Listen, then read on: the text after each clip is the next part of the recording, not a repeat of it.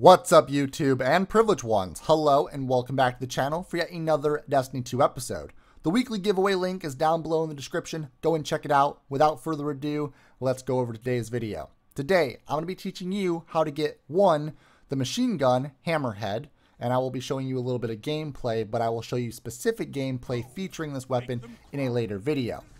How you get this is by completing the Volundr Forge. The Volundr Forge is the first forge of the Black Armory DLC of the annual pass that released December 4th. It is currently December 7th, and today the Gofanon Forge, or the second forge, alongside the new raid is supposed to launch today. I wanted to go over a couple of days trying to test out the forge, figuring out what works for my fire team, so I can give you guys a detailed descriptive guide on how to complete the forge itself, what light level you should be, and also what tactics to use. Now, I know a lot of people have already uploaded their guide videos, but I feel like I have a lot of experience going through the forge now with my fire team and even randoms, blueberries, in matchmaking, that I feel I have a lot to teach. So, without further ado, let's have some gameplay and talk about what works for my team. Let's start by evaluating team composition, because whether or not you're in a pre-existing fire team or you're solo queuing into the Volundr Forge, it is very important to have a team set up for completion. The first thing you're going to want to take note of is your power level. Are you going to be 600 light or higher? I recommend highly to be 605 to 610, and if you're above 610, then that's absolutely fantastic. With that being said, if you are above 610, that increases your overall attack strength against all the adds in the forge by 10 to 50%. That is a lot more damage than overall if you were below 610. With that being said, what classes are you going to want to use? Doesn't matter if you're a hunter, a warlock, or a titan. What does matter is if you are following all three specific needs that your fire team needs. Now, the needs are going to be three specific categories: orb generation, damage add clear output, and boss damage output. Can you do boss damage? Can you generate super orbs? And can you do add clear when your team needs it the most? These are the three categories that you're going to want to have your super fall into place with. Now, there are several different supers you can specifically use that are going to be better than the others, and I've got the list here. Warlocks, you're going to want to use Nova Warp or Chaos Reach. I highly recommend these two due to the fact that Chaos Reach is going to be great with Geomag stabilizers. You can clear out a huge wave of enemies with the entire Chaos Reach, alongside dropping a ton of orbs on the ground for your allies to pick up and generate their super over again. With that being said, during the Chaos Reach in the boss phase, Chaos Reach with Geomag stabilizers does a ton of damage to the final boss, allowing you to dish out that damage output that I was talking about earlier. Next, Chaos Reach. Chaos Reach can actually stagger the boss, which is fantastic in the boss encounter, allowing for your teammates to do more boss damage to that boss. With that being said, if the boss's shield pops up again, Chaos Reach and Nova Warp can both clear out all of the sentinels around the boss's shield and make his shield go down. That is also useful for continual boss damage. Then, with the Nova Warp, you can do add clear and generate a ton of orbs for your allies as well, allowing them to get their supers back. Titans. Titans, I highly recommend you only running the Hammer Titans. Hammer Titans are good for add clear, generating super orbs, and they're great for dealing damage to the boss. Alongside that, dealing damage to the boss is increased over your entire fire team if you're running Melting Point. So, again, the Hammer Titan is pretty much your go-to method for completing the forge. For you hunters out there are two supers you can use. You can use Orpheus Rig with the tether, and this will allow you to tether enemies and generate tons of orbs beyond anything you could imagine for your entire team to get their super back. It also is useful for using tether to gather a group of enemies for your team to take out with you and clear out those enemies if you need some ad control. And alongside that, again, Tethering a boss will increase boss damage overall to your entire fire team, allowing you to kill the boss quicker.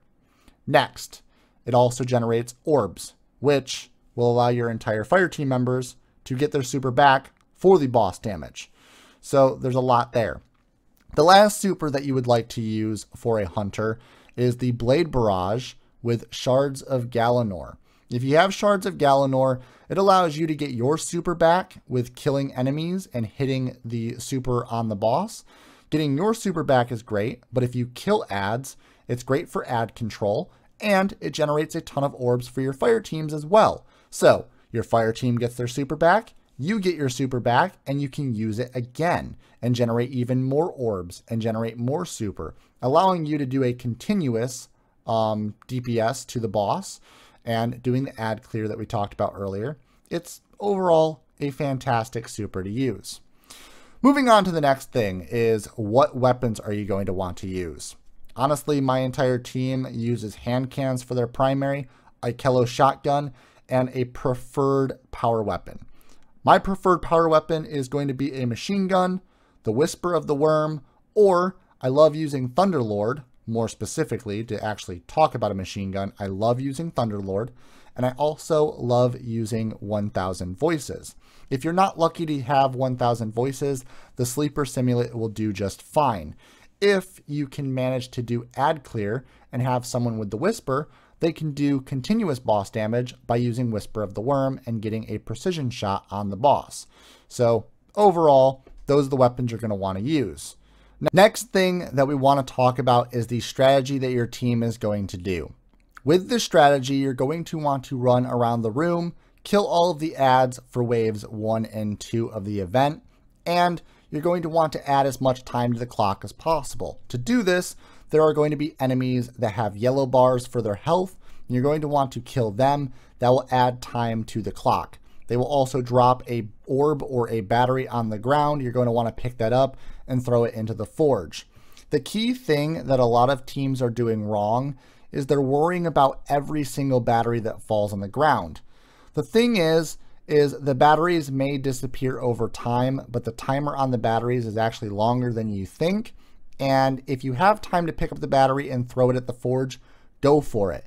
But the purpose of killing the adds is to add time.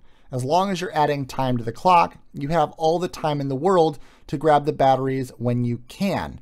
So if you can't necessarily grab the battery right away, make sure that you kill the adds near the battery and then pick it up when you are ready.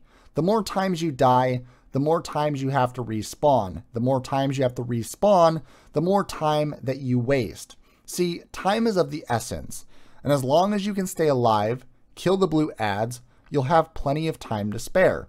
The more time that you have to spare, the more time you can spend grabbing the batteries and throwing them into the forge. See, a lot of teams take the time to actually go and try to grab a battery, die, and then they don't have the battery go into the forge because they died. There's too many adds. Focus on ad clearing, guys. Use your supers and run together. If you run together and you alternate supers and you alternate a Kello shotgun, and alternate your heavy weapon, you should have no problem with waves 1 and 2. The hard part is killing the boss. Now, that is actually easy. What you're going to want to do is what my team did. And every single time we killed the boss, we always did it from cliffs. See, the adds don't spawn on cliff face. So if you're down over on the cliff, the adds aren't going to spawn behind you. And if they can't spawn behind you, they're always going to be in front of you. And you'll be able to see them. If you can kill them before they get to you, then you're good to go, and you can continue doing damage to the boss. And continual damage to the boss will allow for the boss's shield to not go back up, and you won't have to worry about it. Alongside that, make sure that you use Chaos Reach, Blades, Tether, Melting Point, Hammers, anything that you have, throw it at the boss, and make sure that you dish out as much damage as possible in the 2.5 minutes you have to kill the boss.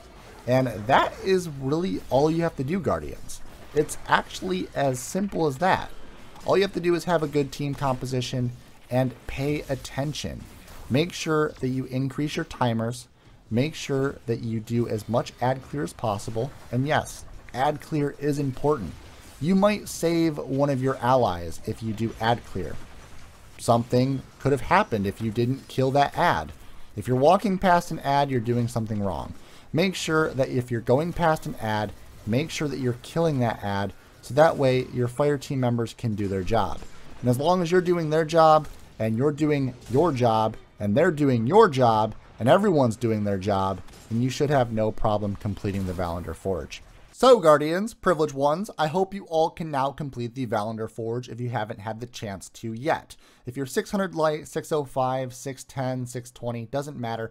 As long as you're around the 600 range, you should have no problem completing the Forge with a decent fire team, paying attention to what they're using, when they're using it, and so on and so forth. With that being said, there's a lot of awards to acquire in the Volundr Forge. One being the shader that's on my Guardian right now, along with the Warlock Bond I will be showing you shortly, and you can even get a Sparrow. There is a Sparrow in the Volundr Forge, and yes, it is actually pretty awesome. Mine came with the red and black shader, which, as you can see, is beautiful. And alongside this, I also ended up getting a lot of weapons. So, we've got the Atalanta D, which is the submachine gun. We've got the Show of Force, sniper rifle. Alongside that, we got the Ringing Nail and the Hammerhead, both from Ada 1, but then we also farmed out the Tango 45, the Galliard 42, the Swift Ride, and then we also got the Acantha D, which is the grenade launcher. So, a whole plethora of beautiful weapons, along with one armor piece for this weekly reset. And yes, next week I will get another armor piece from Ada, just by farming out the 2 weapons she allows me to build. So, if you want to farm out an entire armor set, you're going to have to definitely go and complete the Forge on multiple runs, but that is a bunch of fun. Believe me, once I started actually completing the Forge, this DLC, the Black Armory, became a lot of fun. And the Gofanon Forge comes out today, and alongside that, the new raid comes out today. So enjoy, nonetheless, stay violent, and be privileged.